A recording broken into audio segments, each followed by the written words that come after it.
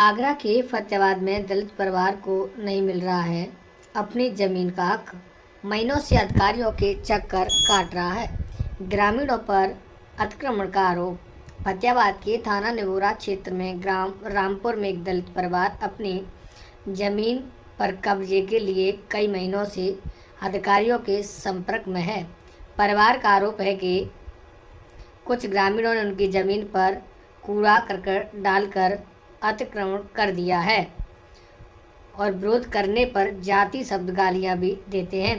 पीड़ित परिवार के सदस्य विजय प्रकाश ने बताया कि वो अपनी ज़मीन वापस पाने के लिए कई महीनों से अधिकारियों के चक्कर काट रहा है और वो उनकी पुश्तैनी ज़मीन है।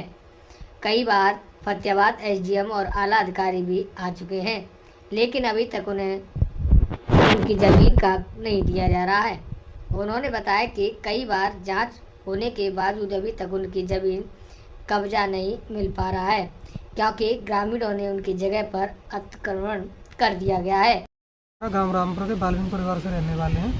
हमारी ज़मीन पर अवैध रूप से कब्जा किया जा रहा है और एसडीएम द्वारा हमें ज़मीन सुपुर्द करेगी। भाई वैसे पुश्तैनी की ज़मीन है, लेकिन उन्होंने ज़बरदस्ती घेरा और जब हमने संपूर्ण समाधान दिवस में एप्लीकेशन लगाई तो एसडीएम द्वारा हमें ज़मीन भी दी गई है। उसके फ़ोटो एसडीएम साहब भी आए हुए हैं, तो उसके फ़ोटो और रिपोर्ट भी हमारे पास। लेकिन इन दोबारा से इन्होंने घूरे और उसमें करबरा रख दी है और भंगी कह के जाति सूचक शब्दों से हमें प्रताड़ित किया जा रहा है। थाने में जाते हैं तो थाने में कह देते हैं राजस्व विभाग का काम है और जो भवानी सिंह कानून को हैं वो हमसे 50,000 रुपये की मांग कर रहे हैं, या तो हमें 50,000 दो, नहीं तो तुम्हारी ज़मीन को हम निकलने नहीं देंगे।